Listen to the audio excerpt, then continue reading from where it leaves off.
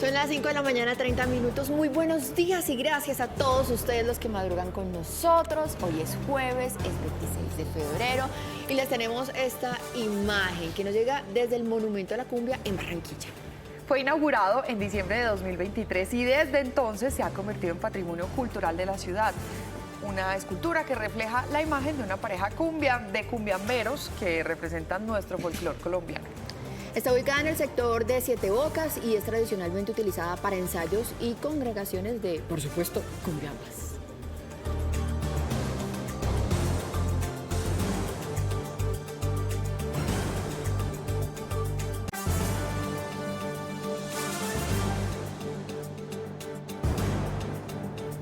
Buenos días, esperamos que hayan amanecido muy bien, nosotras sí, y muy felices porque ustedes siempre prenden ese televisor para poder estar conectados estas 2 horitas. Buenos días, Mari. Isa, muy buenos días. ¿Cómo amaneció? Ese color se le ve muy lindo. Sí, el de la Barbie. El de la Barbie presentadora. Bueno, Barbie presentadora. A primera hora, Mari, empezamos con las buenas noticias con las que siempre nos alegramos. Esta nos llega desde Magangué, en Bolívar. Y es que nos cuentan que está avanzando a muy buen ritmo ese proyecto del malecón de todos, después del inicio de la segunda fase de esta mega obra que le quiere transformar la cara a este municipio. Las autoridades destacan su impacto urbanístico, pero también el valor social que tendrá como nuevo espacio de encuentro y recreación. Se espera más dinamismo comercial, impulso al turismo y oportunidades para todas esas familias que viven en esta zona ribereña. Y ahora vamos con la zona o con la etapa urbanística, lo que va arriba. Los centros gastronómicos, las canchas, los jardines, los senderos peatonales, los senderos para bicicletas. De verdad, hoy iniciamos el sueño de Magangué. Y a primera hora le ponemos a los juegos noticias que son muy importantes en este momento en nuestro país. La primera es la erupción del volcán de lodo en el corregimiento de San Jacinto, de San Juancito, en zona rural de San Juan de Urabá, que generó alerta en el norte del departamento. Esta activación fue espontánea y sorprendió a las comunidades del sector. El material expulsado provocó bloqueos parciales en la vía y grietas en el terreno, pero no se reportan personas heridas ni ningún tipo de afectaciones, pero las autoridades y los organismos de gestión del riesgo sí mantienen allí el monitoreo constante y le están pidiendo a la comunidad, por favor, que no se acerquen al área. Dios mío.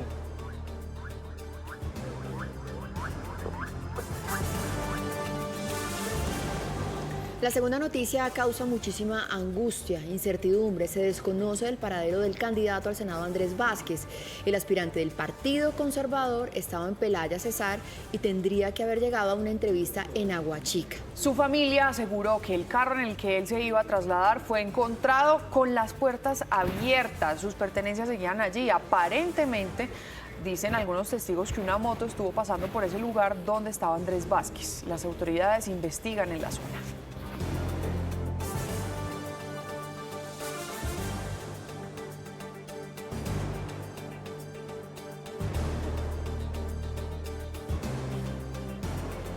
...5:33 de la mañana, noticias económicas en el diario La República. Hoy muy bien explicados además esos nuevos impuestos de la emergencia económica que vamos a abordar hoy también aquí, Mari, de hecho con un invitado muy especial.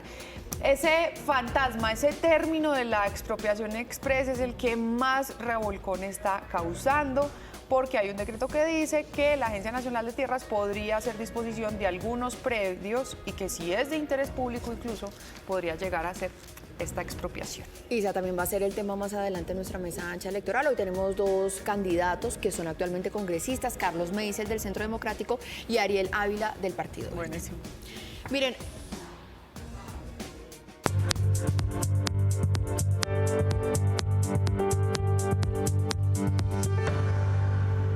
ahora sí, vamos con la información. Ahora sí, miren, vamos con la información internacional y esta nos llega en este momento desde el Caribe, en Cuba. El Ministerio del Interior de la isla confirmó que su tropa abrió fuego contra una lancha civil con matrícula estadounidense y provocó la muerte de 4 personas, dejando heridas además a otras 6 que fueron atendidas en un centro asistencial. Según sus investigaciones, cuando una unidad de superficie de las tropas de la Guardia Fronteriza intentó identificar esa embarcación, la tripulación extranjera lo que que hizo fue abrir fuego contra el personal cubano y eso ocasionó la lesión del comandante de la embarcación y dicen ellos por eso respondieron también con fuego abierto. Sobre este incidente, el secretario de Estado de Estados Unidos, Marco Rubio, ha dejado claro que no va a especular sobre la información que tienen ahora. Confirmó que las víctimas no pertenecían al personal militar de Estados Unidos. No sé quién está en posesión del barco, que es lo primero que querríamos tener. Obviamente queremos tener acceso a estas personas si son ciudadanos estadounidenses o residentes de Estados Unidos. Pero yo no voy a especular ahora porque en este momento todavía hay muchas cosas por resolver. La información disponible es proporcionada por los cubanos. La verificaremos de forma independiente y llegaremos a nuestras propias conclusiones. Por supuesto, en todo caso se avisora una gran tensión, más alta que la que ha habido en estos días entre Estados Unidos y Cuba. Y también hay noticias muy importantes desde Venezuela. La Asamblea Nacional de ese país designó al abogado Larry DeVoe como fiscal general encargado después de que Tarek William Saab presentara su renuncia. Pues Saab no va a salir del gobierno, por lo pronto va a ejercer temporalmente como el defensor del pueblo después de que Alfredo Ruiz, quien estaba en ese cargo, también renunciara, según él, por motivos personales.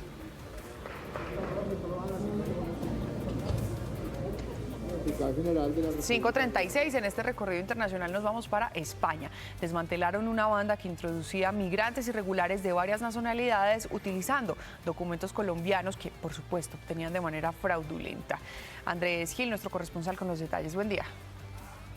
Hola, muy buenos días. Esta operación, denominada por las autoridades como la Operación Parse, fue realizada por la policía española con el apoyo de la policía ecuatoriana y de Ameripol. Según las investigaciones, esta banda que fue desmantelada cobraba $5.000 a cada ciudadano de varios países, de varias nacionalidades, principalmente de origen dominicano, para suministrarles documentación que, aunque era documentación auténtica, era obtenida de manera fraudulenta, documentación colombiana. Recuerden ustedes que para los colombianos, para quienes tienen pasaporte colombiano, no hay exigencia de visa para ingresar al territorio Schengen de manera en condiciones de turismo y por tanto esta banda hacía uso de esa ventaja que tenemos los colombianos para vender de manera fraudulenta documentos colombianos a inmigrantes que desde otros países pretendían llegar hasta España. Fueron detenidas 2 personas en el desarrollo de esta operación y las autoridades informaron además que siguen las pesquisas para tratar de encontrar otros nexos que pudiera tener esta banda, no solo en Ecuador, sino en otros países de la región, para introducir de manera irregular inmigrantes hacia España y a otros países europeos. Información desde Madrid, un abrazo, un feliz día.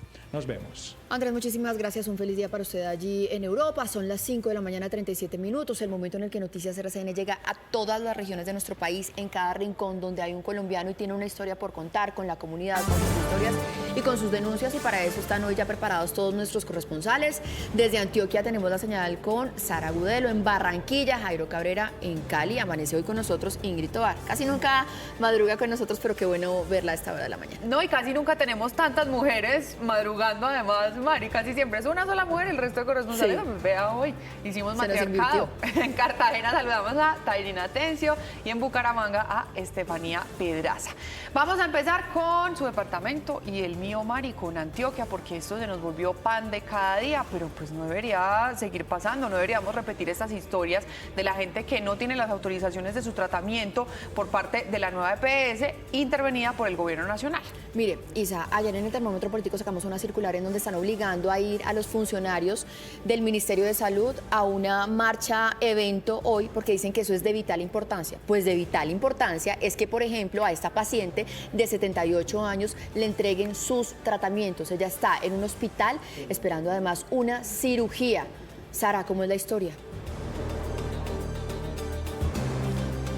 Maritza, televidentes, buenos días. Estamos hablando de Celina Restrepo, que como usted bien lo dice, tiene 78 años. Ella comenzó a tener algunas complicaciones de salud, visitó un centro asistencial de aquí, de Medellín, y de inmediato la tuvieron que hospitalizar porque además está esperando un marcapasos desde hace más o menos 40 días y la nueva EPS nada que lo autoriza.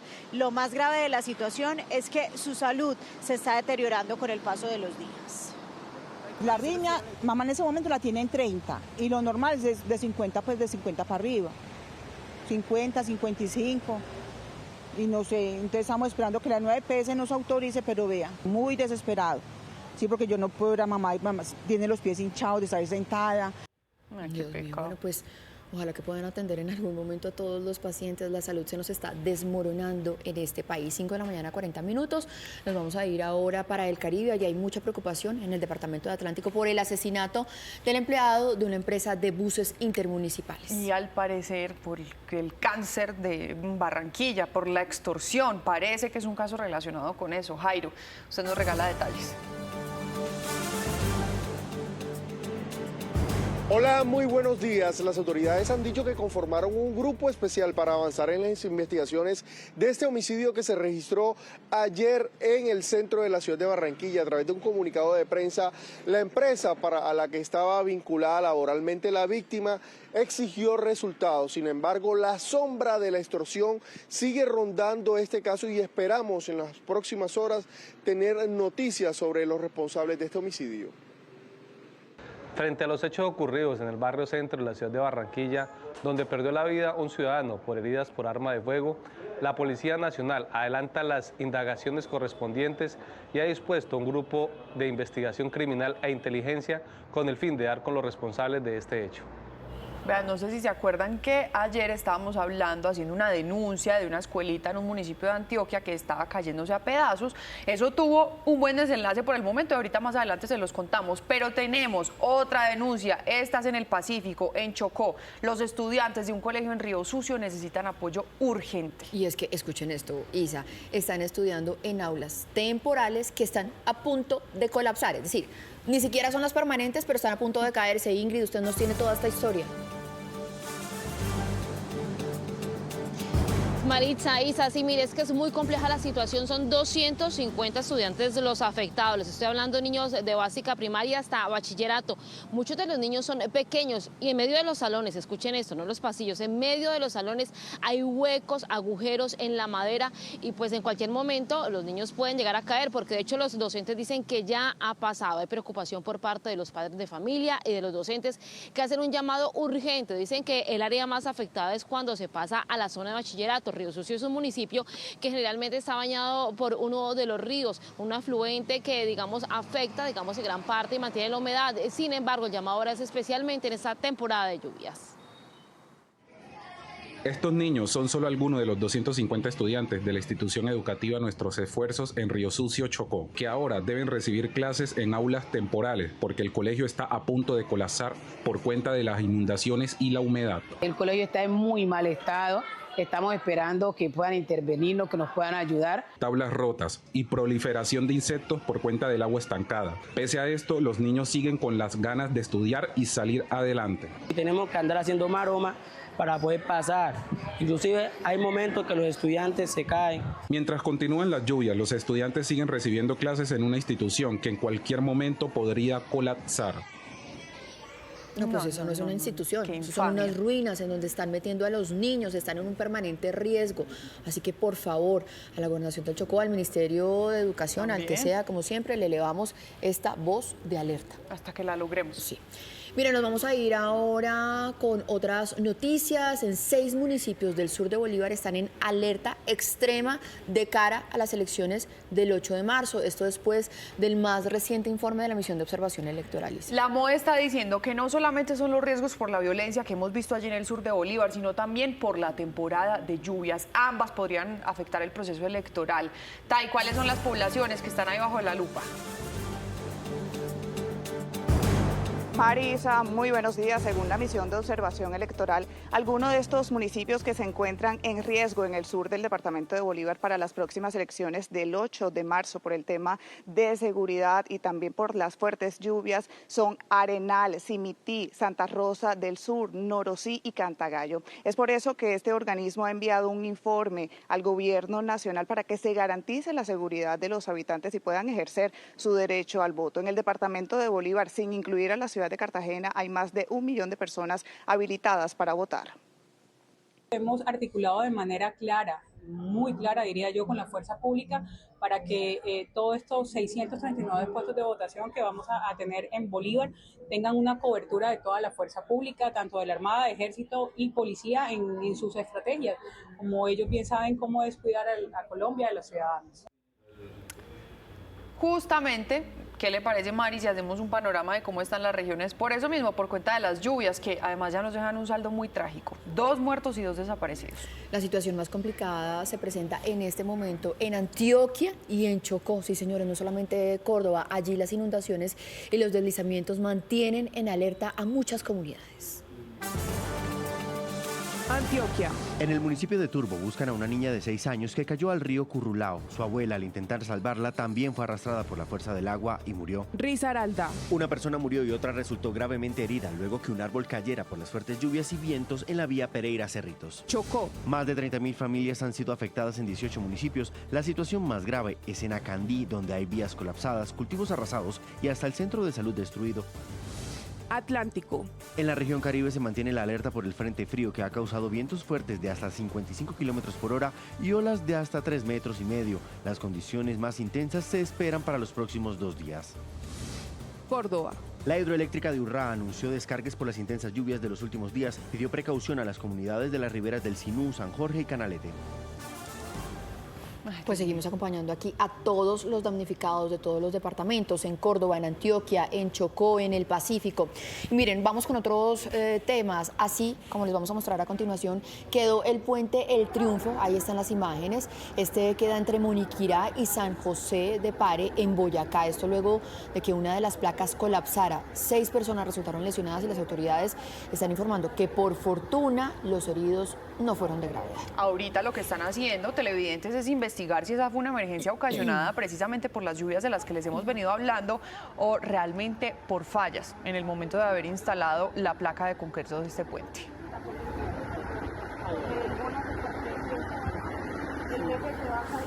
5:46 de la mañana, indignación, muchísima rabia por un nuevo caso de maltrato animal que ocurrió en el departamento de Cundinamarca, en el municipio de Cajicá, aquí cerquita de Bogotá. Las cámaras de seguridad de ese municipio captaron el momento justo en el que un señor, un salvaje, al volante de un camión de acarreos, atropella, no solo una vez, en repetidas ocasiones a un perrito ahí en plena vía pública, hasta matarlo, que eso era lo que quería. Y ahí es donde uno se pregunta, ¿quién es el verdadero animal? En ese caso y en esas imágenes que les vamos a mostrar, el agresor fue ubicado, capturado y puesto a disposición de la Fiscalía. La muerte por atropellamiento de un perro en Cajicá causó gran indignación en la comunidad. Las cámaras de seguridad registraron el momento en que un hombre que conducía un camión en el sector de Capellanía giró por una de las cuadras y arrolló el animal. Minutos después se bajó el vehículo, levantó el perro y lo montó en la carga del camión. En medio del seguimiento del circuito de video vieron cómo el señalado no lo auxilió y por el contrario dejó que muriera en una zona boscosa. Desde la administración municipal rechazamos este tipo de conductas y es por esto que esperamos de parte de la justicia una sanción ejemplar para este ciudadano. Luego, cuando intentó tomar una de las vías principales, fue capturado por la policía. El hombre fue dejado en libertad y seguirá vinculado a la investigación. Pues tranquilo, tranquilo, que ahí quedó captado en cámara y los animales tienen su legislación. Hay leyes, señor, que lo van a mandar a la cárcel. Sí, señor. Bueno, ahora tienen que capturarlo. Las autoridades revelaron las imágenes del pasaporte del ciudadano ruso que fue capturado en el aeropuerto El Dorado cuando estaba llegando al país y se usted recordará que eso también generó muchísimas alertas. Impresionante, porque a ese señor lo señalan presuntamente de organizar todo un plan de secuestro y de terrorismo contra personas que están vinculadas al gobierno de Estados Unidos. Imagínense. Los detalles a esta hora nos los entrega Lisa Díaz. Liz.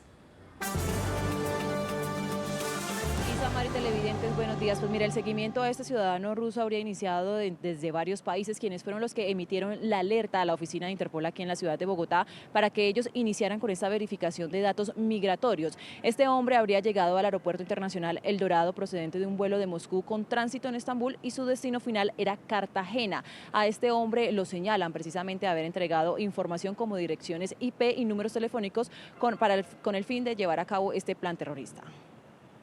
Este ciudadano ruso era buscado con circular roja por Estados Unidos, señalado de financiar un plan terrorista en el que habría pagado $60.000. De acuerdo con la investigación adelantada por autoridades norteamericanas, entre octubre de 2024 y marzo de 2025, Alimov habría participado en una conspiración para asesinar o secuestrar a 2 personas reconocidas en Europa. Las autoridades tenían la alerta de que esta persona podría utilizar una identificación falsa. Denis Alimov es requerido por los delitos de conspiración para cometer homicidio y secuestro en país extranjero. También se le atribuye el suministro de direcciones IP, números telefónicos y otros datos técnicos que, de acuerdo con la investigación, facilitarían la ejecución de la acción criminal. Bueno, ahora sí les vamos a contar qué fue lo que pasó con esa denuncia que hicimos aquí en Noticias RCN, que tiene que ver con un colegio en Antioquia. La gobernación ha anunciado una inversión inicial de 6.000 millones de pesos para poder construirles una nueva sede educativa allá, en el municipio de San Francisco. Pues qué bueno, Isa, porque problemas hay muchos en nuestro país y aquí lo que hacemos es visibilizarlos justamente para esto, para que las autoridades se pongan las pilas y lo logren. Así que tenemos que agradecerle al gobernador que se puso las pilas, que vio el informe aquí en Noticias RCN y que dijo, listo, les voy a dar esta nueva sede a estos niños. Se los estábamos contando que ellos estaban recibiendo clases en pésimas condiciones y nos asegura que ya hay una respuesta de las autoridades. Vean aquí el informe.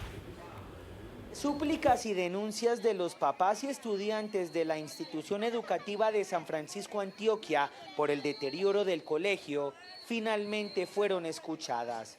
El gobernador aprueba unos recursos importantes, cerca de 6.000 millones, para poder hacer las inversiones. Sí, se construirá un nuevo colegio seguro y lejos de las grietas y otras fallas en la infraestructura que por más de 4 años han angustiado a la comunidad. Gracias a Dios se dio como un avance notorio, gratificante para nosotros como padres de familia. Por ahora, los estudiantes seguirán recibiendo clases en el parque educativo, la Casa de la Cultura y otros lugares del municipio. De igual forma, la gobernación seguirá buscando alternativas para conseguir el 100% de los recursos que se requieren para la obra.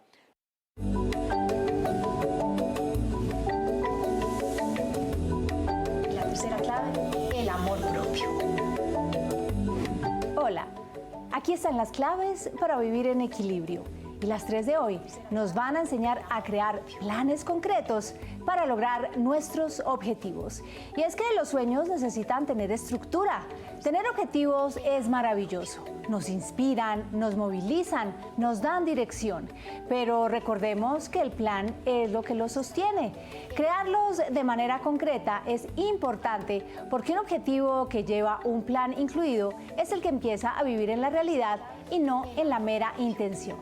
Planear es honrar lo que queremos lo suficiente para darle espacio, tiempo y acción.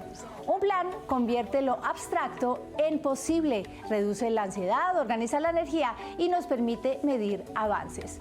Por esto, la primera clave de hoy nos dice que definamos con claridad lo que queremos. La claridad es poder. Cuando el objetivo es específico, el cerebro sabe hacia dónde enfocar la energía. La segunda clave nos dice que dividamos el objetivo en pequeños pasos medibles. Los grandes logros son la suma de acciones pequeñas sostenidas en el tiempo. Y la tercera clave nos dice que asignemos tiempos y compromisos reales. Lo que no tiene fecha rara vez ocurre. Un plan necesita calendario, necesita prioridad, necesita un cuándo, porque los objetivos no se alcanzan por intensidad momentánea, se alcanzan por intención organizada. Que tengan un excelente día y recuerden nuestra cita el próximo martes, aquí en Noticias RCN. Y a las 5 de la mañana, 53 minutos, le damos la bienvenida al Padre Walter, que llega con sus momentos de fe. Apreciados amigos de nuestro canal RCN, hoy es jueves sacerdotal y los invito a una oración por las vocaciones sacerdotales y religiosas, cada día menos, pero con la ayuda de Dios, que muchos jóvenes sientan ese llamado a servir a Dios en la iglesia y con la alegría de saber que son muchos los que han regresado a la iglesia luego de vivir otras experiencias religiosas no tan espirituales, en movimientos ajenos a la iglesia fundada por Cristo, y eso nos llena de alegría. Vuelvan, que aquí están nuestros brazos abiertos esperando su regreso a la iglesia. Así nos lo dice el Evangelio de hoy en San Mateo: pedid y se os dará, busquen y encontrarán, llamad y se os abrirá. Y escuchen bien, porque el que pide recibe, el que busca encuentra y al que toca se le abre. No es una declaración de Dios, sino una bendición para todos los que le aman, porque Dios no defrauda. Es solo pedir con fe, es que Tener fe es firmar una hoja en blanco y dejar que Dios escriba lo que Él quiera.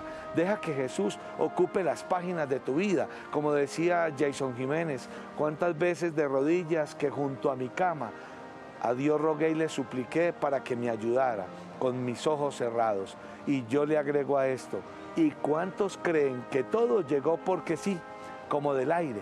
Nada se consigue sin oración y mucho menos sin fe. Que el Señor los bendiga y los guarde en el nombre del Padre, del Hijo y del Espíritu Santo. Amén. Y se les quiere con el corazón. Padre, muchísimas gracias. 5:55, vea, otra vez hora para pedir deseo. Cuando nos coge ahí. Usted decía, quiero $1 millón de dólares. Pero hay que dejar la hoja en blanco, hay que confiar. Señor, lo que tú quieras, 1, 2, 5. Vamos a esta primera emisión de Noticias RCN y vamos a revisar nuestros titulares. Momentos de pánico vivieron habitantes del municipio de San Juan de Urabá por la erupción repentina de un volcán. Autoridades evalúan posibles daños, no se reportaron heridos. Estaba el carro con la puerta abierta. Ahí adentro estaba el bolso, el celular. Esa es la angustia de la familia del candidato al Senado Andrés Vázquez. No hay noticias del aspirante por el Partido Conservador, quien estaba en Pelaya, departamento de Cesar, y debía llegar a una entrevista en Aguachica. Autoridades realizan un barrido en la zona. Nuevo caso de paseo millonario en Bogotá. 2 hombres fueron secuestrados y despojados de cerca de 70 millones de pesos tras abordar un taxi en la calle. En minuto la historia. Audiencia de hombre que atacó con martillos a su expareja arrojó detalles escalofriantes. La dejó de agredir solo cuando pensó que había muerto. Todos los detalles en minutos. Las lluvias no dan tregua en el país. 2 personas murieron en el Urabá antioqueño. Hay emergencias en Chocó y el eje cafetero, también en la región Caribe. El ruso detenido en el aeropuerto de Bogotá es señalado de presuntamente financiar y coordinar un plan terrorista contra personas vinculadas al gobierno de Estados Unidos. Tremendo hueco en la autopista sur se convierte en un peligro inminente para los conductores y también para los peatones. Se pide su intervención inmediata para evitar accidentes. Detalles en minutos aquí en el patrullero RCN. El pabellón nacional vuelve a ondear en aguas internacionales, esta vez en el muelle de Punta Arenas, próximo al atraque del buque ARC Simón Bolívar. En minutos tenemos todos los detalles de la maniobra. Cuba confirmó que abrió fuego contra una lancha civil con matrícula estadounidense en la que murieron 4 personas. Por su parte, el secretario Marco Rubio confirmó que las víctimas no pertenecían al personal militar en Estados Unidos. Nuestros presentadores ya están listos. Estamos en todas las regiones. Esto es Noticias RCN de las 5:30 de la mañana.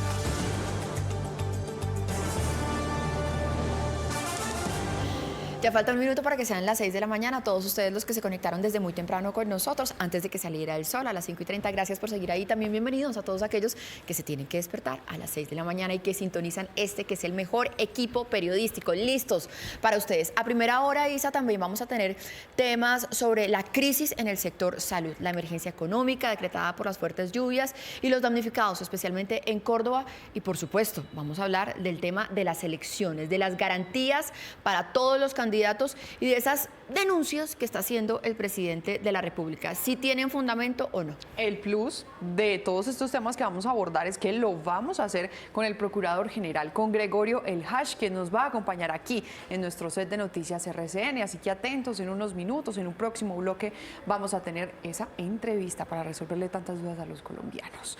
Las 10 segunditos para que sean las 6 de la mañana en punto, televidentes. Y vamos a iniciar por lo pronto este bloque informativo con una noticia que desde ayer nos tiene en vilo y que definitivamente nos hace decir la naturaleza es imparable, y ayer en la tarde-noche mostró de nuevo esa fuerza y puso en máxima alerta a las autoridades en el norte del Urabá antioqueño. Allí un volcán de lodo se activó de manera repentina en zona rural de San Juan de Urabá y generó preocupación entre las comunidades que están alrededor. Mientras tanto, los habitantes estaban intentando entender qué era lo que estaba ocurriendo y los organismos de emergencia iniciaron evacuaciones y cerraron el paso en una vía que inicialmente resultó afectada.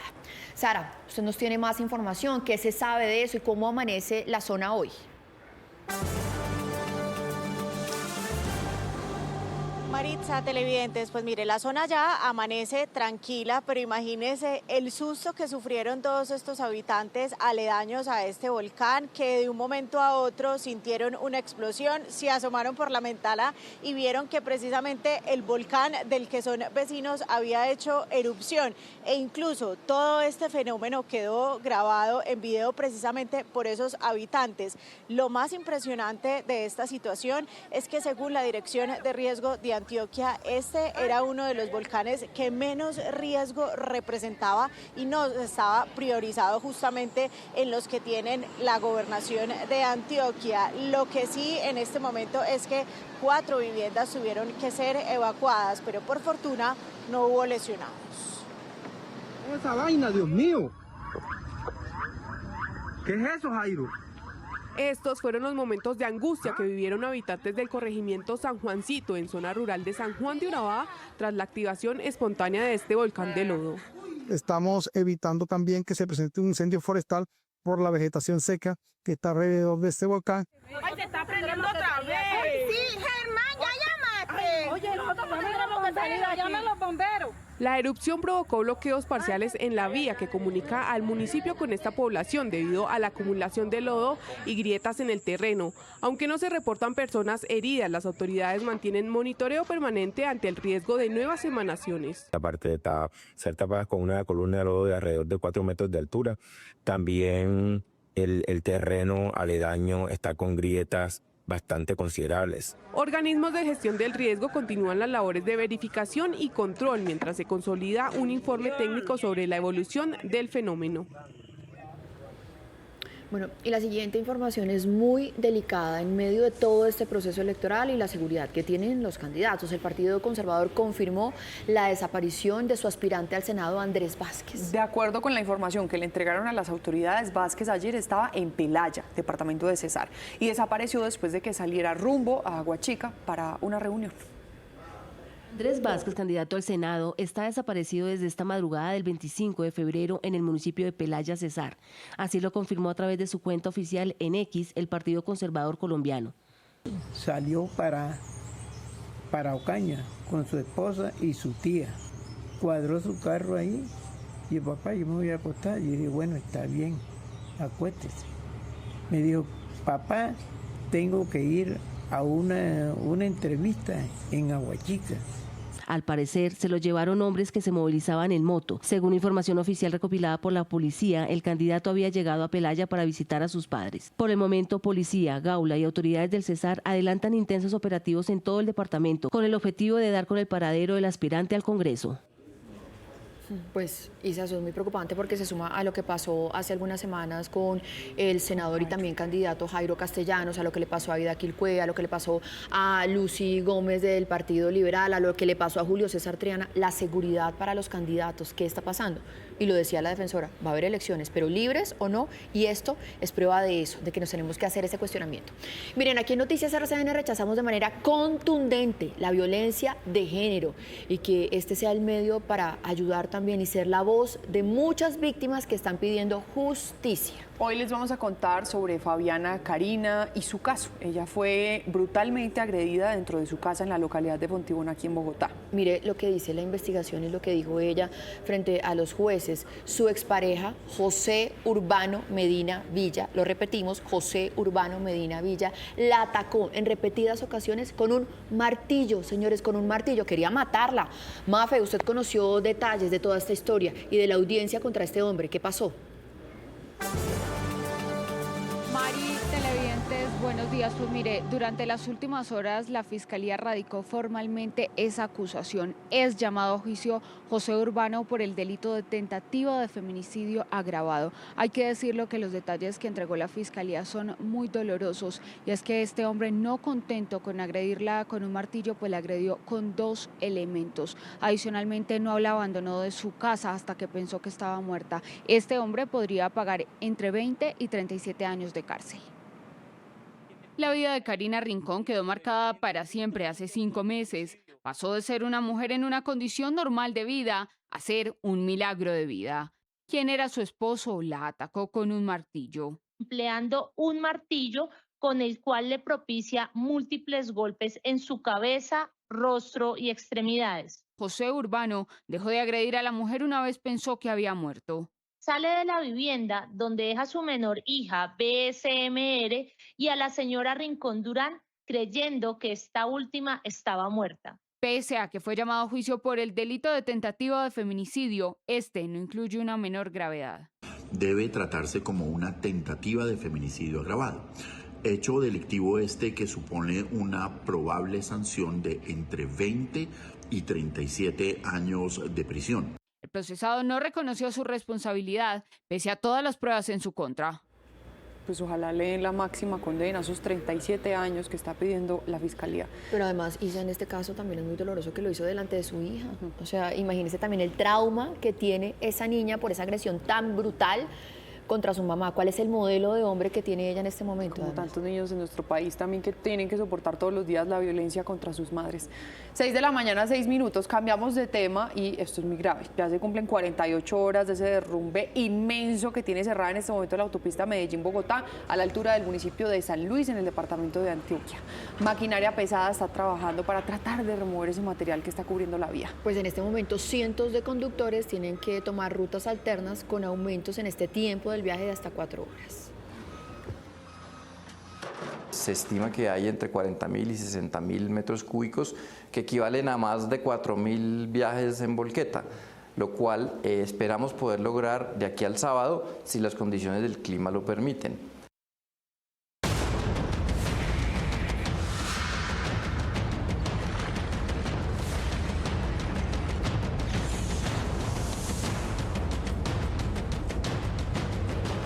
Y sí, señores, aquí seguimos con toda por los damnificados, acompañando a todas estas familias que lo perdieron todo por las intensas lluvias en el país. Hablemos de las cifras de esta campaña de la Cruz Roja Colombiana, que tiene apoyo del canal RCN, de RCN Radio, de La República, de FECNALCO y de la Alcaldía de Montería. Pues sobre todo porque ustedes son los que han donado, entonces para que sepan, ya se han logrado recaudar 1.235 millones de pesos de cerca de 7.200 donantes. Se han entregado 9.802 kits alimentarios y al menos 2.000 kits de higiene, entre otros elementos importantes. Todo esto es gracias a la solidaridad de ustedes y ya han logrado beneficiar, escuchen esto, a 34.398 personas. De corazón, gracias por sumarse a esta campaña.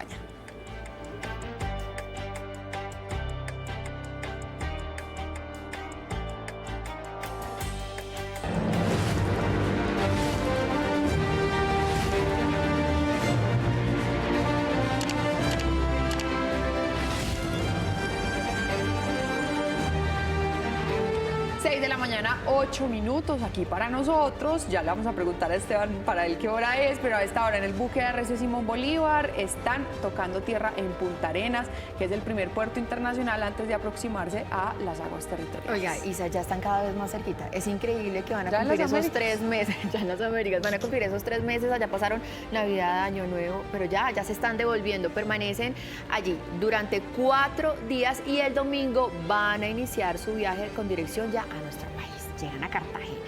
El Muelle Prat es testigo después de 40 días de la llegada de nuestro gigante científico de la Armada Nacional. ¡Qué imagen tan bella, Esteban! ¡Qué espectáculo! Buenos días.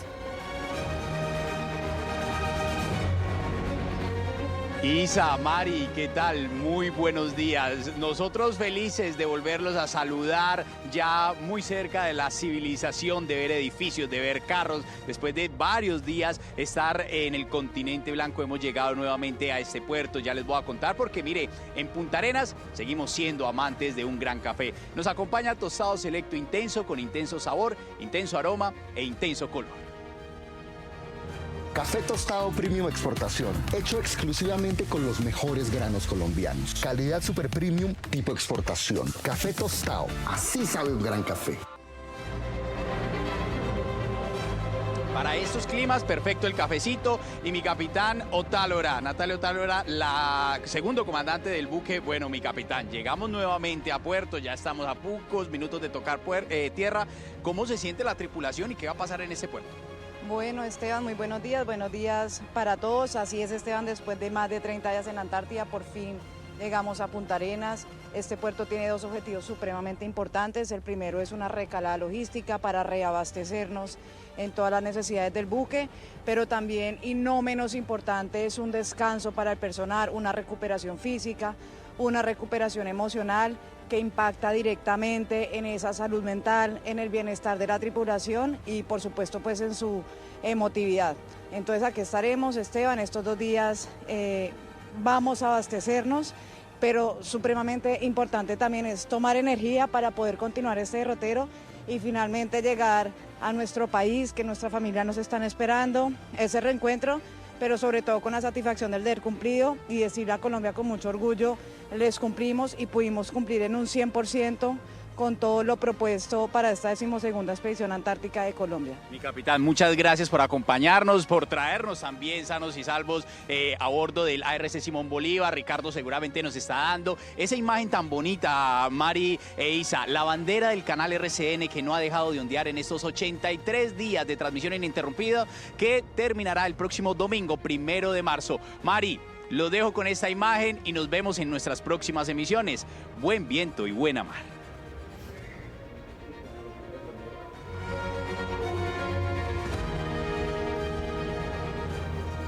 Esteban, muchísimas gracias. No solamente sus familias los están esperando, también este equipo de trabajo, sus compañeros, cuando lleguen acá van a ser recibidos con aplausos después de estos 3 meses de viaje de esta expedición 612.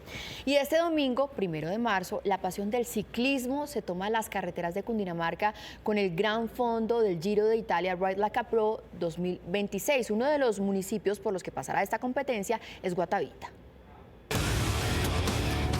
Este año no solamente se pedalea en Europa, también en las imponentes montañas de Guatavita.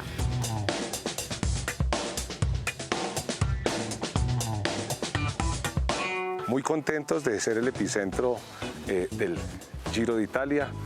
Por supuesto, darle la bienvenida a Colombia y al mundo a nuestro bello municipio de Guatavita. Nos estamos preparando en articulación con la Gobernación de Cundinamarca, con mucha organización, por supuesto con los demás municipios, haciendo y garantizando que exista una gran logística, que exista una muy buena movilidad, por supuesto la seguridad y una gran oferta turística para todos. El Gran Fondo del Giro de Italia recorrerá los sitios emblemáticos de Guatavita para que sus visitantes disfruten de su arquitectura y toda su gastronomía. Ofrecemos una variedad de platos como la trucha, el ajiaco, el cordero y también una gran infinidad de deliciosos postres, muy saludables también. Con este majestuoso embalse del Tominé podemos disfrutar de paseos en velero, paseos en kayak, también tenemos cabalgatas, vuelos en parapente, servicios de senderismo. Vamos a tener deporte, vamos a tener naturaleza, mucha historia y un plan muy completo para todos ustedes. Muy bienvenidos a Guatavita. El Gran Fondo del Giro de Italia Ride Like a Pro 2026 este domingo 1 de marzo por la señal del canal RCN.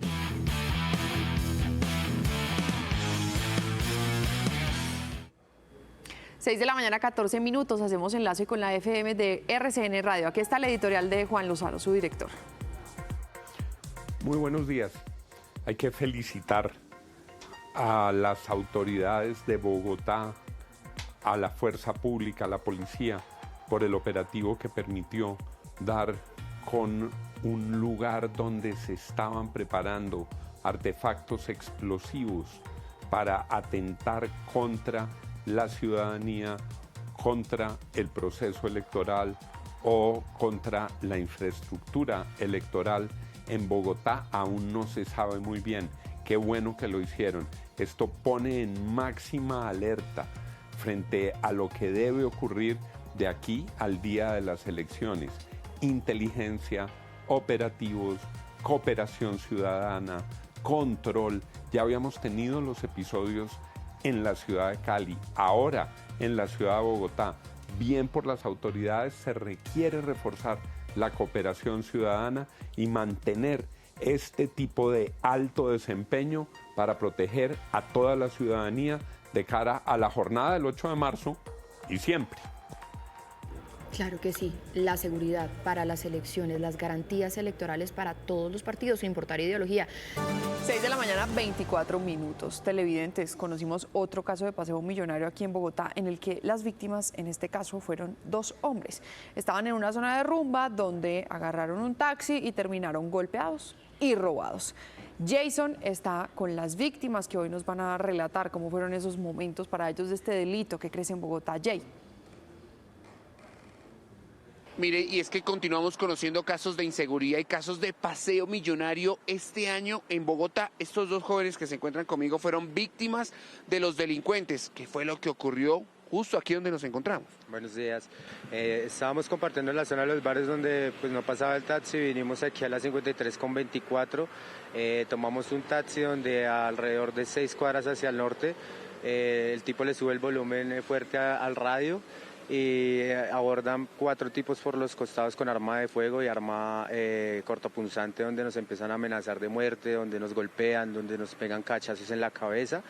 Y ahí empezó el tema ya del tema del paseo millonario, que duró alrededor de 2 horas y media. 2 horas y media en medio de esta escena de terror, de recibir golpes en la cara. ¿Cuál es el llamado a las autoridades en este instante que avanza la investigación? El llamado a las autoridades es que estén muy pendientes en cuanto a las zonas de afluencia de público de esas horas, porque vemos que no hay un control, no hay un retén, no hay alguien que esté como expensionando de que no vuelva a ocurrir estos casos en todos los lados de Bogotá. Perfecto, muchísimas gracias. Mire, como ellos continuamos conociendo estos hechos como el de Diana Ospina, pero también más personas y más víctimas empiezan a contar sus historias. Esperan que avance las investigaciones y que mejore la seguridad en estos y otros sectores como galerías, la zona rosa, la zona T en Bogotá. 6 de la mañana, 37 minutos. Tenemos más información aquí en Noticias RCN. En plena autopista sur en Bogotá, esta es una de las vías más transitadas de la ciudad. Los conductores denuncian que un peligroso hueco pone en riesgo a todos los que pasan por ese sector, especialmente en horas de la noche. Y Efra, usted se fue a ver el huecazo que hay allá. Mucha atención porque tenemos que reportar una situación crítica, una situación de alto riesgo en la autopista sur, donde a esta hora son miles y miles los vehículos que ingresan en el sentido de Soacha hacia Bogotá. Y queremos mostrarles a ustedes lo que sucede.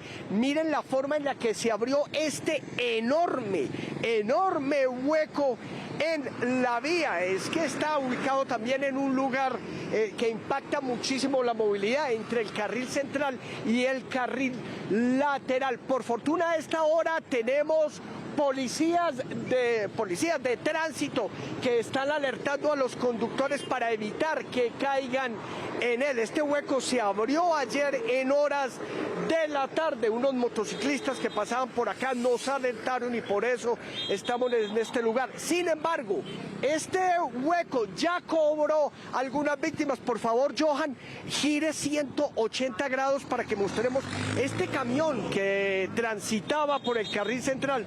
No alcanzó a esquivar el enorme hueco, cayó en él, se le dañaron las tijeras y quedó ahí donde ustedes lo ven, varado en la vía, ocupando prácticamente 2 carriles, lo cual ha reducido enormemente la movilidad en la autopista sur.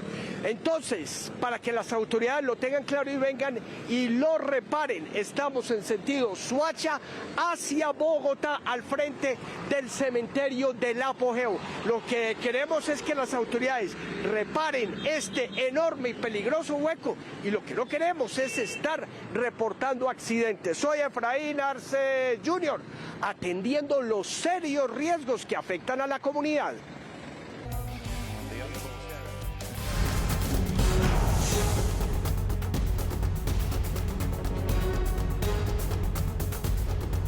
Esta es la mesa ancha electoral para analizar, para debatir, para conversar alrededor de los temas del día, pero en estas oportunidades, en estos días, para conocer los candidatos al Congreso. Estamos a 10 días de las elecciones y es importante que ustedes conozcan a quienes aspiran a llegar al legislativo. Hoy tenemos 2 senadores candidatos que aspiran a reelegirse de orillas distintas, pero con quien se puede conversar, debatir, analizar. Carlos Meisel, bienvenido.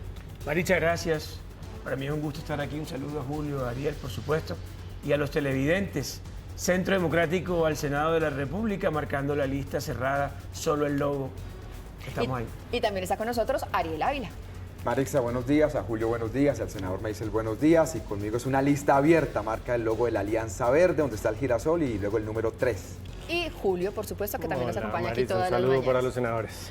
Miren, vamos a hablar hoy nuevamente porque por supuesto es el tema durante esta semana, sobre todo porque se necesita hacer mucha pedagogía alrededor de eso, de los decretos de la emergencia económica y ambiental por cuenta de las afectaciones del invierno. Estábamos hablando quizás por fuera de cámaras, Ariel, que hay algunos impuestos o quizás algunos traslados presupuestales, contratación, que están mal planteados. Mira, Marixa, uno en eso tiene que ser muy coherente, y en su momento cuando el gobierno Duque hizo lo mismo en temas de ley de garantías en elecciones, nosotros criticamos eso, y yo pues aquí no puedo estar de acuerdo. Estos decretos de emergencia económica por el tema ambiental tienen como 2 patas. Y en ese entonces estamos hablando de que se levantó la ley de garantías por pandemia, Por ¿no? pandemia, sí señora. Entonces, tiene 2 patas. La primera es la posibilidad de contratar en medio de una ley de garantías. A los ciudadanos hay que decirle, previo a elecciones, el Estado no contrata, tiene que ser muy excepcional para dejarlo así. Aquí se permite la contratación directa, entendemos lo de las inundaciones, entendemos la necesidad, pero a 10, 15 días de elecciones de Congreso y a 3, 4 meses de elecciones presidenciales, nosotros pues no podemos estar de acuerdo con que se le mame gallo a la ley de garantías. La otra parte es la parte impositiva, la parte de impuestos. Y aquí lo que nosotros estamos diciendo es entendemos el problema fiscal que tiene Colombia, de un hueco fiscal que está sobre el 7%, algunos dicen que es del 9%, entendemos que es muy probable que la Corte Constitucional tumbe la primera parte de decretos, y esta segunda parte, la pregunta otra vez, ¿es sobreviniente lo que pasó en Córdoba o era esperable de un golpe invernal y que ha sido recurrente? ¿Y usted qué cree? Yo creo que la Corte otra vez va a decir que no, lo va a suspender, porque si bien es un golpe, el golpe frío que dio, que el frente frío que pegó en la costa y las inundaciones y que las represas están llenas, era previsible por el nivel de lluvias que iba a llover estos principios de año. Por tanto, yo creo que la Corte va a decir, son 2 discusiones diferentes. La discusión puramente jurídica, si son hechos sobrevinientes o excepcionales o no, y la discusión meramente económica. Pero en el tema de la ley de garantías, vuelvo, repito, Marixa, yo no puedo estar de acuerdo con eso, no me parece bien. No se le puede mamar gallo a la ley de garantías, dice Ariel Ávila, que no es precisamente un opositor al gobierno nacional. Carlos, pero además de eso, sí, por supuesto, este tema de la ley de garantías, también están los impuestos al sector extractivo, al sector financiero y el impuesto general del 0.5% al patrimonio de las empresas. Mire, pero lo primero es hacer aquí un recuento que es necesario. Sí. El gobierno Petro le puso al país, en medio de la asfixia tributaria que ya tiene el ciudadano, le puso la necesidad de una reforma al Congreso. Antes que cayera media gota de agua, ¿sí? Aquí no hablemos de emergencias de ningún tipo, ya el gobierno venía con ganas de más impuestos. Después le negamos esa tributaria en el Congreso. Va y decreta una emergencia sin haber caído media gota de agua, repito. Se la niega o la tumba la Corte más bien. Entonces ahora existe un problema en Córdoba que nadie está diciendo que no la atienda. Tienen una cosa que se llama el presupuesto general de la nación para atender. Y tiene, Ariel, para complementar lo que tú decías, tiene una estructura jurídica mediante la unidad de gestión del riesgo, que lo que pasa es que se la roban, pero tiene las formas y los mecanismos para contratar y atender estas calamidades, incluso de forma directa, a través de la unidad de gestión del riesgo. Carlos, lo que usted está diciendo es que esta emergencia económica es una justificación para traer la plata que le negaron ustedes vía reforma tributaria.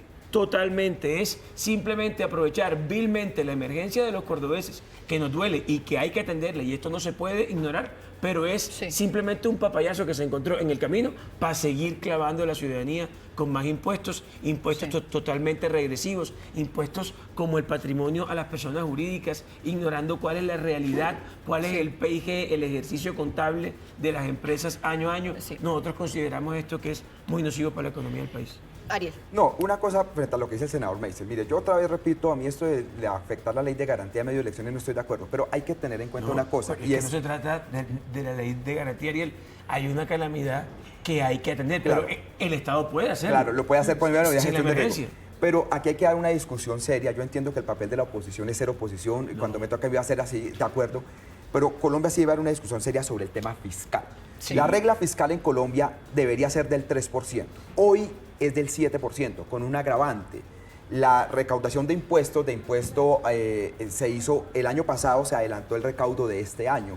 Es decir, Colombia sí tiene un problema de caja muy delicado, que a nosotros nos toca entrar a una discusión. Yo entiendo que hacer esto en medio de elecciones es dramático, pero porque aprietan fiscalmente unos presupuestos que han venido presentando irreales hace 3 años. Un contexto Ariel acaba de poner una cosa sobre la mesa que quizás se nos había perdido en el panorama, y es que nos adelantaron el impuesto, bueno, le adelantaron a las empresas el impuesto a la renta, y aún así pues les están imponiendo más tributos. Un contexto. Julio, y además hay otro tema que quisiera, si me lo permite también, que usted pudiera tocarlo, que quizás no lo alcanzamos a tocar ayer, y es el tema de lo que dicen la expropiación express. Hay un contexto fundamental, y es que este gobierno es el que ha tenido el Estado o ha administrado el Estado con más tamaño, más grande de toda la historia del país. 550 billones de pesos el presupuesto general de la nación, y aún así tenemos servicios de seguridad peores, servicios de salud peores. No hay plata, no hay un fondo, no hay unas reservas para atender emergencias que son del todo previsibles. En 4 años todos los presidentes han tenido que atender emergencias mucho más graves que esta en la mayoría de casos, y aún así no hay reservas. Es decir, el deterioro de los servicios que presta el Estado es evidente, y aún contando con los mayores recursos. Lo que pasa es que tenemos, como dice Ariel, una dificultad fiscal muy grande, un déficit que es de los más altos del mundo, mayor al 7%. Pero eso no es, digamos, un fenómeno natural como lo que pasó en Córdoba, es producto del exceso en el gasto y de decisiones políticas. No se puede lavar las manos de esto el gobierno. Y en medio de ese desespero fiscal, el gobierno, que necesita gastar más para reelegirse, esto no es de este gobierno, de todos, pero especialmente este gobierno ha sido muy agresivo en el tema del gasto, entonces busca cómo encontrar plata. Una manera de encontrar plata es exigirle al sector privado pagar un salario mínimo casi 25% más grande, que no afecta, digamos, en gran proporción los recursos del Estado. Otra es echar mano del ahorro pensional, que ya es una medida que está previendo el gobierno. Otra es subir desproporcionadamente los impuestos a las empresas, con impuestos absurdos, como el impuesto al patrimonio para las empresas, que no existen casi en ninguna parte del mundo, o clavar más a las personas naturales. Todo esto en el contexto de necesitamos más caja para poder gastar más. Eso sí, no significa mejores servicios para los ciudadanos. Carlos, usted me pidió la palabra, y Ariel después. Sí, porque es que yo creo que, miren, en este tipo de foros despersonifiquemos el debate y tratemos de acercarnos a una explicación técnica de por qué estamos como estamos. El déficit es una relación entre ingresos y gastos. Y desafortunadamente el Estado colombiano no ha hecho ningún esfuerzo en gastos, además gastos totalmente inoficiosos que ocasionan estas dificultades fiscales que hoy tenemos. Pero ¿qué es lo que nos ha traído aquí? Desde el año 2022, Ariel, el gobierno ha venido presentando presupuestos totalmente irreales, con unos ingresos que no existen. En el año 2022 nos presentaron a nosotros un presupuesto que tenía unos recaudos fantasiosos de unos litigios internacionales por 8 billones de pesos. Eso no existe y no iba a existir. También tenían una serie de luchas contra la evasión y unas metas, y todo eso lo plasmaron como ingresos en el presupuesto. Entonces nosotros venimos de alguna manera arrastrando esta situación fiscal, que los presupuestos que le ha aprobado el Congreso irresponsablemente al gobierno en muchos casos no son presupuestos, digamos, con soporte en la realidad, y se viene atrasando un déficit que hoy sufrimos y que siguieron aprobándole al gobierno. No, solo una aclaración para lo que decía Julio. Yo entiendo lo del tema del gobierno Petro, que ha tenido los presupuestos más altos, pero pues, digamos, no todo nació con Petro, es decir, No, el pago del no. fondo de estabilización de los precios del combustible y la deuda de 30 billones, el tema que tenemos a crédito interno, crédito externo. Es decir, yo entiendo que estamos en elecciones, pero Colombia sí tiene un problema fiscal delicado, que nos toca pactar entre gobierno y oposición una salida, porque un problema fiscal maltratado sí nos va a llevar a una crisis económica. Lo que pasa, Ariel, es que uno esperaría... Uno habla con el gobierno. Dejemos terminar, Ariel, y ya. Termino. El problema económico. Y el problema lo va a tener es el otro gobierno, el que llegue el 7 de agosto. Porque como se adelantó el recaudo de impuestos, ahí vamos a tener el problema. Entonces yo sí creo que hay que tener un pacto sobre el tema fiscal en Colombia. Sí, lo que uno esperaría es que, claro, todos los problemas existen, Ariel, y han existido siempre, y los van a seguir existiendo. Lo que uno espera es una gestión encaminada a tratar los problemas, y no ha sido así. Por ejemplo, el incremento del salario mínimo redundó, teniendo un problema fiscal muy grave, redundó en un problema todavía más grave para el Estado, porque también el Estado crece sus gastos vía salario mínimo. La reforma pensional, lo mismo, ¿no? Estructuralmente nos ponen a gastar más plata, un Estado caminando Julio, por la quiebra. Ya que usted me llega ahí al tema de la reforma pensional, me toca moderar esto porque si no se me acaba el tiempo rápidamente. Pero bacano que sea así. Sí, no, buenísimo, pero tenemos un tema también adicional que también está en el marco de la emergencia y son las inversiones forzosas, porque finalmente el gobierno sí firmó un decreto para incrementar las inversiones forzosas y lo hizo prácticamente el mismo día que tuvo la reunión con representantes del sector financiero. Carlos, Ariel y Julio, pero 30 segundos por favor porque tengo que moderar este tiempo. Mire, y tenemos otro invitado allí esperando. Vale, lo que debería ser una relación armónica, lo que debería obedecer a una estrategia de gobierno de incentivar al sector financiero a que le ponga los huevos o los huevitos a algunas posiciones estratégicas del gobierno, se convierte en una imposición. Y usted los mercados no los puede tratar así, porque eso obligatoriamente no funciona. Lo que debería ser una posición estratégica del gobierno, de llamar a los mercados para intentar fortalecer algunos sectores que necesita este país, como por ejemplo vivienda, que también la acabaron, eso no puede ser reemplazado por una imposición del gobierno, porque empezamos mal. Listo. Ariel. Mire, el tema de inversión forzosa no es raro ni es extraño en el mundo capitalista, pero lo cierto es que esto sí debe ser dialogado y concertado. ¿Por qué? Porque esto puede mandar un muy mal mensaje al mercado y Colombia puede seguir perdiendo la calificación de riesgo, que es una de las cosas que por eso están más caros los intereses en la deuda externa o cuando se salen los bonos. Entonces yo llamo aquí al gobierno, ya se firmó el decreto, está bien, están en todo su derecho, no es excepcional, no es raro, no es comunismo ni nada, pero sí es mejor que esto se llegue a una concertación con la banca. Sí, esto sí tiene un origen ideológico, claramente, Ariel, es la visión de la planificación centralizada de la economía que ha fracasado repetidamente en todas partes. Y lo paradójico, estamos hablando de cómo ha sido, digamos, no para personalizar, la clase política de este país nos ha llevado, incluyendo este gobierno y especialmente este gobierno, a una situación al borde de la quiebra. Los bancos, por el contrario, tienen muy buena situación financiera y nos dicen, no, mejor administremos nosotros los políticos que hemos llevado al país al borde de la quiebra, administremos también las inversiones de los bancos. Muchas gracias. Miren, 10 segundos para unas preguntas rápidas que se restablezca, ¿sí o no la prima técnica para congresistas? Eso ya está claro no? que no. No. Ariel, Claudia López, Roy Barreras, Iván Cepeda o Sergio Fajardo. Yo no voy a votar ninguna consulta, es lo que yo le puedo asegurar. ¿Y quién es su candidato entre esos? Después de las consultas anunciaremos. De 1 a 10, ¿qué tanto daño le han causado José Félix Laforí y María Fernanda Cabal al Centro Democrático? 10 es lo máximo. Le deseamos toda la suerte del mundo. ¿Cepeda o Abelardo en segunda vuelta? No, Cepeda, eso no. No, de Abelardo hasta Fajardo, pero nosotros estamos en lo de Paloma Valencia, que va creciendo colombiano. 6:59, señores, muchísimas gracias por aceptar esta invitación. Vamos a hacer una breve pausa y ya volvemos con más.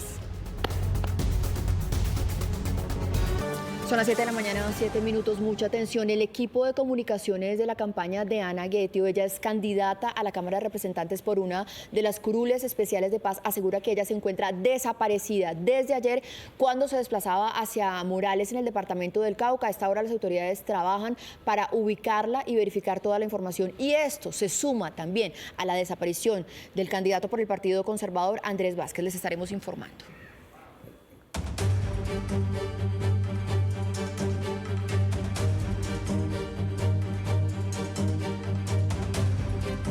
Casa Noticias, madrugando con la gente buena y trabajadora de mi país, que es la gran mayoría. Les presento a Santiago Rosero, pastuso en Bogotá. ¿Hace cuánto con este negocio de restaurante por aquí en el sur? Buenos días, llevamos 4 años acá en el sector, dando gracias a Dios, pues empezamos después de pandemia y todo ha salido muy bien. ¿Cuántos empleados? Casi 8, 9. Hombre, la gente que genera empleo. Nos vamos para Marmato Caldas, escuela que necesita atención. Buenos días, mi nombre es Lady Sarelis Castro, soy del municipio de Marmato, la vereda Bellavista. Queremos denunciar que hoy nos van a cerrar la escuela sin aviso, sin ninguna razón. Aquí tenemos 2 niños, que es una niña de 6 años y un niño en condición especial, y nos parece muy injusto porque si nos quitan la escuela tendríamos que desplazarnos a lugares muy lejanos. El lugar más cercano está a 1:30 y entonces pedimos ayuda a ustedes. No se quede callado, denuncie. Atención ahí a las autoridades del departamento de Caldas con esa escuela. Santiago, ¿su sueño cuál es? Mi sueño, tener sucursales de este restaurante para generar más empleo a las personas, ¿sí? ¿Lo va a lograr? ¿Cómo se llama el restaurante? Isla Atlántida. Isla Atlántida va a tener muchísimos puntos. Ahí le apostamos a eso. Envíe su video al WhatsApp 329-95-48-54. Santiago, recuerde un consejo, no se quede callado. Denuncie, Felipe. Vuelvo con ustedes, feliz día. Felipe, muchísimas gracias. Un feliz día para usted y sus invitados. También tenemos invitados aquí en nuestro set de noticias RCN, el Procurador General Gregorio El Hacha. Procurador, bienvenido. Muchas gracias. Además, estamos informado en paz electoral. No, y nos trajo Gracias por además la aquí madrugada. camisetica para todos. Vestido de paz electoral. Vestido de paz electoral, como deberíamos estar todos, procurador. Bueno, Procurador, tenemos muchos temas de los que hablar, por supuesto, del tema electoral, que yo sé que usted es una de las voces autorizadas en medio de tanta incertidumbre que hay en este momento en nuestro país, pero tenemos que arrancar por el tema que más nos está doliendo en Colombia, que nos indigna, que nos está haciendo llorar todos los días, preocuparnos, y es el tema de la crisis de la salud. Y aquí ya no la podemos evitar, ya no la podemos tapar. Son vidas de personas que están en juego y vidas que incluso se han perdido. La situación es muy crítica, sobre todo con casos que nos han llegado desde la nueva EPS, Procurador, que en este momento está intervenida por el gobierno nacional. Recordemos incluso el caso de Kevin, este niño de 7 años, quien murió esperando su medicamento, pero no solamente ella. Yo sé que usted también vio y se conmovió muchísimo con el caso de doña Cecilia. Ella es la señora que se desplomó esperando los medicamentos para su hijo. Le rogué, le supliqué que el niño se me estaba muriendo ahí prácticamente porque él no recibía su medicamento, que necesitaba el medicamento, que me ayudaran. Lo único que me decían era que tocaba esperar que la IPS autorizara, que le encontrara una cama disponible en la UCI. No me quieren entregar ni los pendientes, no llegan. Mire, tengo a mi esposo que toma Rivaroxaban de 20, que es vital. Yo me aplico eritropoyetina porque soy paciente renal y tengo ya de 6, 7 meses que no me la entregan y dicen que no y que no hay. Procurador, ¿sabe qué es lo que más nos da tristeza acá? Que nosotros todos los días sacamos casos, de pronto a veces logramos adelantar ciertas gestiones para que a la gente le cumplan, pero pues nosotros no somos la voz autorizada para responder y hay un gobierno que no quiere hacerlo y que ya está jugando demasiado con los colombianos y que sale además a decir pues que no está pasando nada, ¿no? Que además es culpa de décadas y décadas de malos funcionamientos, pero hoy las quejas son las que están disparadas y la gente muriéndose. Sí, yo no puedo revelar muchas cosas de los procedimientos ni de las pruebas que hemos recaudado. Venimos hace unos buenos días trabajando intensamente, especialmente en el sector salud. En unas horas vamos a ver resultados. Pero, Procurador, ¿nos puede adelantar algo? En unas horas vamos a ver resultados frente a quiénes o frente a qué EPS. Frente a, especialmente al sector de intervenciones de EPS, es decir, que han sido EPS tomadas por el gobierno. Son muchas que ellos les han nombrado y repetidamente han cambiado los interventores, que son los que tienen que responder. Se está esperando un informe hoy para sacar unas conclusiones y producir decisiones que el país las va a conocer a tiempo. Pero, Procurador, lo quiero concretar sobre el tema de la EPS, porque hoy en día la EPS tiene a más del 60% de los colombianos asegurados, pero la semana pasada contra el interventor hubo incluso una orden de arresto. Y la defensora dice, de verdad, y lo escribió incluso esta madrugada, de verdad la situación en esa EPS es inocultable. Hay más de, decía ella, no me acuerdo, más de 100.000 tutelas falladas en su contra que ni siquiera han sido abiertas en el correo. Sí, Díganos algo alrededor de la nueva EPS, porque es que los colombianos están cansados, están sintiendo que se van a morir de verdad. Esta es la más grande y la más calamitosa y la que más se nota. Pero hay otras también del mismo sentido que tienen problemas, que tienen reclamaciones de los pacientes, de los afiliados y sobre las cuales también venimos actuando. Pequeñas, medianas y la más grandota. ¿Podría venir suspensiones de Hay funcionarios? toda una gama de decisiones que tenemos que tomar con base en las pruebas. Hoy me entregan un informe ya detallado de todo ese trabajo y ahí vendrán las decisiones. Pero lo que va a pasar hoy podría ser algo de lo más fuerte en cuanto a la crisis de la salud. Cada decisión corresponde a un nivel probatorio. Sí. En la medida en que haya mucho más compromiso de la voluntad de los disciplinables, pues entonces a eso corresponde la medida que tomemos. Sí. No son sanciones porque no es el final, son medidas preventivas al comienzo. Mire, procurador, alrededor de este tema de la salud, y también quiero que pues, nos responda muy brevemente porque hay muchas cosas alrededor, el ministro de Salud está recorriendo todo el país entregando ambulancias, pero ahí mismo aprovechando para hacer campaña con otros candidatos y obligar a los funcionarios que están ahí a firmar las planillas de la Asamblea Nacional Constituyente. Y además de eso, hoy también están citados todos los funcionarios de la entidad obligados a ir a un evento, manifestación.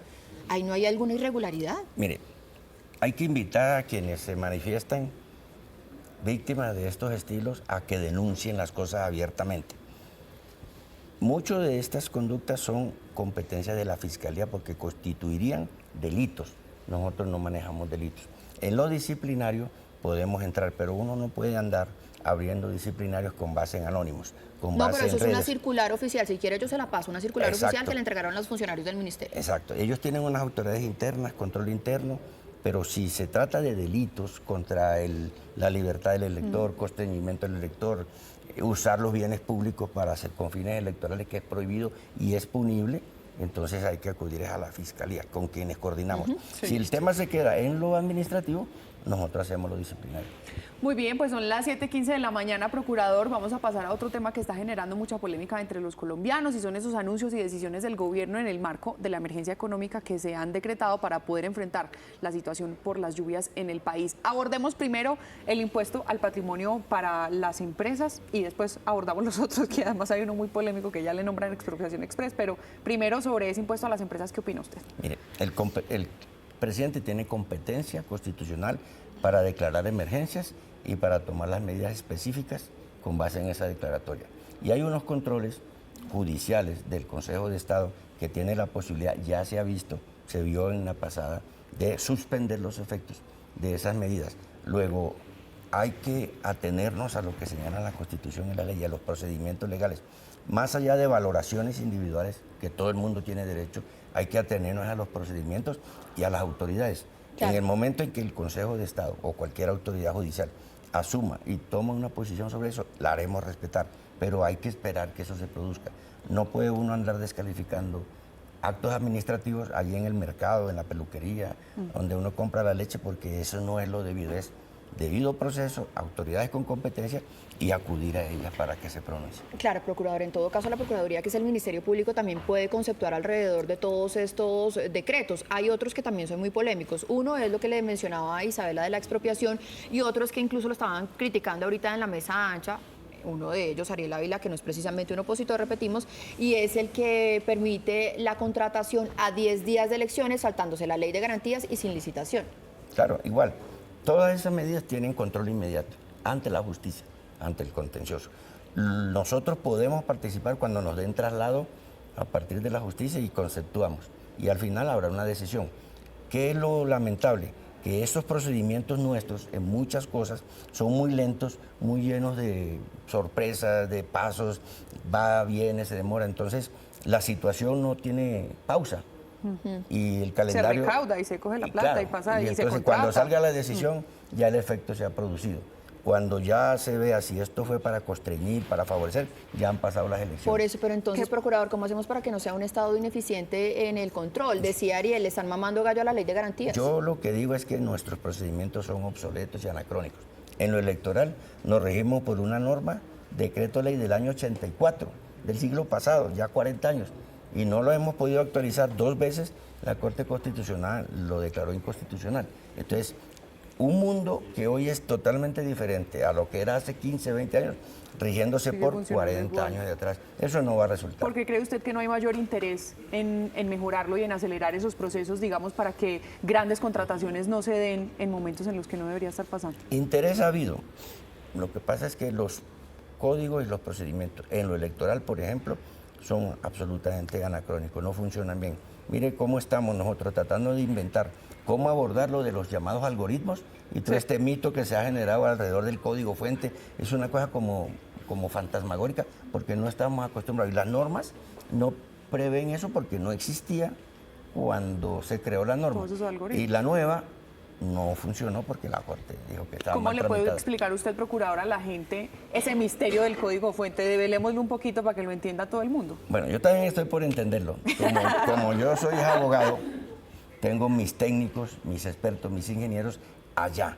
A partir de hoy hay la apertura para que los auditores, los partidos, los candidatos, nosotros, todo el que haga control libremente, abiertamente, públicamente, vaya a mirar eso que todavía no sabemos qué es, que es como un misterio, una cosa que nos volvimos algoritmólogos, todos los colombianos, sin saber de eso. Sí. Cuando los técnicos hagan su tarea técnica, científica, y nos digan, aquí el resultado de lo que encontramos es esto, desde diferentes miradas, partidos, candidaturas, órganos de control, el Estado mismo, Sí. pues sabremos dónde estaba metido el fantasmita que queremos encontrar. O sea, no eso es estaba. como meterse ahí al Pero, sistema, más o creo menos que- así en palabras burdas, meterse al sistema para garantizar que las elecciones sí vayan a ser transparentes y que todo se va a contar como se debe Pero contar. yo Y listo. creo, procurador, que aquí es clave decir que no hay ningún fantasmita y hay que ofrecerle a los colombianos la confianza alrededor de las instituciones y del proceso electoral. Aunque el presidente de la República ha dicho permanentemente, incluso está en un trino que está ahí fijado en su cuenta, que persiste el tema del fraude a lo largo de la historia en nuestro país. Ha pedido acceso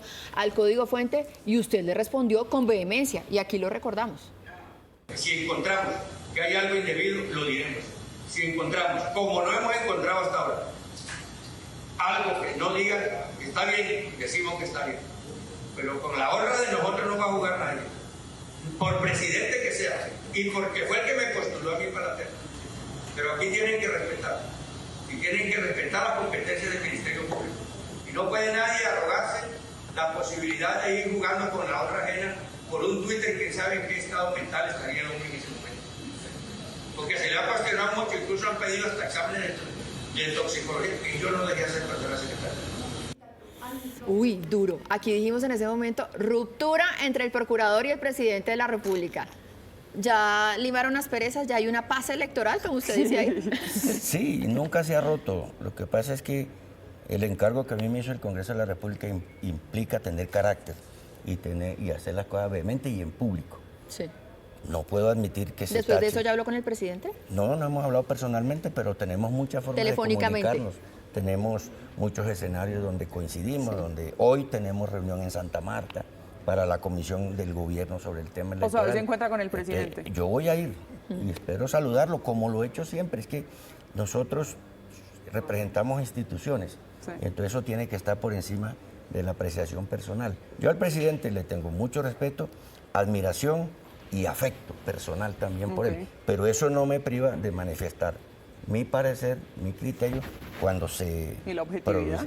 Claro, porque esa usted es un mi tarea. funcionario del Estado, o sea, de Ah, todo mi tarea. Colombia, no del Yo presidente. no soy gobierno, exactamente. Bueno, entonces, ahora sí, procurador, esta camiseta que tiene acá. Camiseta, Se quiere poner la chaqueta. camiseta por la paz Gorra. electoral. Este es el amarillo Procu, que es un color universal que escogimos con un estudio de comunicaciones para llevarle un mensaje a los colombianos. ¿Qué significa ese mensaje, procuradora? ¿Qué nos referimos con paz electoral o desde la Procuraduría?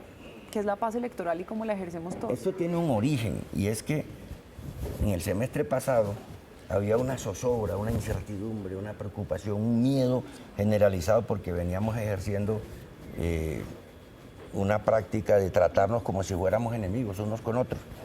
En el pasado y todavía, ¿no? Pero ha cambiado, ha mejorado. No, a mí lo que me da tristeza, yo se lo he dicho a Mari, es que muchas veces la gente ve peleando incluso a los políticos, a los candidatos en las redes, en la prensa, y mentiras que cuando se encuentran se saludan de abrazos, se saludan de mano, y en la calle la gente peleándose por ellos, insultándose y separando familias incluso por esa misma pelea. Sí, esas son costumbres muy colombianas, pero lo importante es que no sigamos en eso, generando esa división entre colombianos. Cada quien tiene derecho a escoger el candidato que quiera, que le parezca el mejor. Lo que sí tenemos es obligación de ir a votar. Sí. Queremos es derrotar a la abstención, que en esta vez para elegir Congreso, por primera vez en nuestra historia reciente, haya más votos por candidatos que por abstención. Que seamos más los que vamos a las urnas que los que se quedaron en la casa. Pero entonces, procurador, para concretarlo, para tantos colombianos que quizás hoy están en medio de muchas preguntas alrededor de esas dudas que se han sembrado, incluso, y hay que decirlo, desde la Presidencia de la República, las elecciones, se garantiza la transparencia en las elecciones. Usted que en todo caso está acompañando también el proceso al lado del registrador y del Consejo Nacional Electoral. Sí, y estamos haciendo la tarea juiciosos y tenemos el acompañamiento de muchos colombianos, de muchas entidades, sobre todo del sector privado, del empresariado. Y les quiero, para mí es muy importante, toda la Iglesia Católica, todos los notarios, todas las cámaras de comercio, son sectores que han entrado a apoyar el trabajo de paz electoral. Y eso nos señala que vamos por buen camino. Si no, no tendríamos esos apoyos decididos. Pues es que en Colombia pueden pasar muchas cosas malas de las que todos los días nos quejamos, pero si de algo no nos podemos quejar es que sí somos una democracia y que primero el reconocimiento de que somos una democracia y que asimismo las elecciones lo son y que por eso hoy el presidente está donde está, estuvo cuando fue alcalde, estuvo cuando fue senador, es por eso mismo, por la democracia que hemos sido siempre. Tenemos unas instituciones democráticas, unas tradiciones de más de 200 años que las estamos defendiendo, que somos capaces de sacarlas adelante, que permitimos, porque así debe ser en una democracia, la crítica, el disenso, la sospecha, el señalamiento, pero hay unos mecanismos que hay que respetar. Y son las instituciones y somos los órganos de control. Sí. Procurador, usted nos dice aquí, sí, hay garantía en la transparencia de las elecciones y esto quiere decir en todo el proceso, digamos, de la organización, de la logística, la transmisión de datos, pero lo que sí definitivamente no se puede tapar con un dedo es el tema del orden público y en esto tenemos informes de la Defensoría del Pueblo, de la misma registraduría que también ha presentado alertas y de la misión de observación electoral porque son casi cerca de 200 municipios en donde ellos dicen hay un control territorial. Porque una cosa es tener unas elecciones, pero otra cosa es tener unas elecciones libres. Sí, las vamos a tener y las fuerzas militares y de policía están comprometidas a garantizar que eso sea así. Déjeme hacer una precisión. Sí. No es lo mismo cuando sucede algo, y he puesto este ejemplo, Vereda Las Brisas, corregimiento de Honduras, municipio del Tambo, departamento del Cauca, Colombia. Te pasa algo por allá en una curva a medianoche, en un puntico de la geografía de esa vereda. Y se reporta el municipio del Tambo.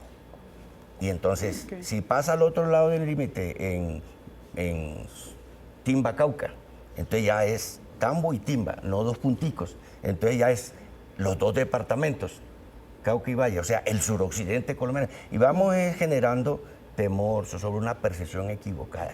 No es que no sucedan cosas, es que hay que abordarlas en lo que queremos saber. Entonces, hay instituciones que buscan información y análisis y resultados sobre temas muy macro, como los derechos humanos, como la violencia de género. ¿Sí? Entonces tienen unos indicadores para eso y tienen una forma de presentarlo. Para elecciones, ¿qué medimos? Sí. Vulnerabilidad o puntos críticos en determinado punto de la geografía, o sea, georreferenciado, no el municipio completo. Sobre violencia que afecte a las elecciones, no otra violencia, que hay y que es detestable y que hay que reprimirla. Entonces, si hacemos esta metodología, que la estamos haciendo con el plan Democracia que coordinan los militares y la policía, pues entonces tenemos una realidad, una visión de la realidad más cercana. Y ellos son los que están en el territorio y son los que van a controlar eso. Gobernador, y ese trasteo de votos que están denunciando... Procurador, qué pena. El gobernador de la Procuraduría, procuradores de trasteo de votos que están denunciando en el departamento de Guaviare, podría tener que estar relacionado también con la presión de los grupos armados y con traer nuevas personas a sus territorios. En el mundo de las posibilidades cabe, pero eso es un tema de la Fiscalía, son delitos contra el elector. Pero, procurador, ¿cómo hacemos para que en todo caso, sí, yo entiendo que usted dice que son cosas muy puntuales en una vereda, de un corregimiento, de un municipio, pero tampoco se puede minimizar que en Colombia estamos en un tema muy duro de orden público? Sí. ¿Qué lo es decir, por ejemplo, a nosotros lo que pasa es que salir a reportarlo es muy difícil, pero nos dicen, miren, en un municipio completo, que no lo voy a mencionar en ese momento porque no quiero generar ningún estigma o problemas de orden público, llegaron los armados a recoger las cédulas de todo el mundo y se las van a tener hasta después de elecciones. Y a revisarle el celular a la gente. Porque es que el tema es que si terminamos minimizando, pues la gente no va a terminar denunciando tampoco. Entonces, ¿qué hacemos nosotros como Procuraduría? Y convocar señalar que tienen que hacer la tarea los competentes para eso. Si yo tuviera competencia, yo me la pasaba viviendo allá para ver si eso es verdad o no y tratar de evitarlo. Es un tema de fuerza pública y de fiscalía porque son delitos. Nosotros lo que hacemos es pedir información y tratar de ir llevando el tema de la paz electoral a todo el territorio. Confío en la información que nos dan las fuerzas militares y policías y en lo que ellos van a hacer. Nos garantizaron ayer, vamos a reducir a la mínima expresión todos esos puntos, una especie de sarampión de punticos rojos, no de municipios completos, en el mapa, o sea, georreferenciados para tener una visión real. Cada puntico de esos es más controlable que si uno pensara que hay que dominar todo el territorio de un municipio. Entonces, el enfoque, digo yo, los enfoques de las ONGs y de las instituciones estatales son válidos, son científicos, pero son para otro tema. Para la violencia que afecte las elecciones hay una metodología. Pues, procurador, muchísimas gracias por la madrugada, por acompañarnos en Noticias RCN. Oiga, nunca me había pasado que despidiéramos el noticiero con invitado por aquí. Sí, qué bueno, con invitado, con la paz electoral, confiando, como usted dice, procurador, en las instituciones, por supuesto, sí, en nuestra fuerza pública que garantizará la seguridad, en la registraduría, en el Consejo Nacional Electoral y, por supuesto, en la Procuraduría. Muchísimas gracias por aceptar esta invitación. A paz ustedes, electoral, mi cariño, en todo el sentido de la palabra. Paz electoral, pero son los colombianos los que tienen en sus manos hacer valer las instituciones. Y le decimos chao a esos colombianos. Un abrazo para todos. Gracias por acompañarnos.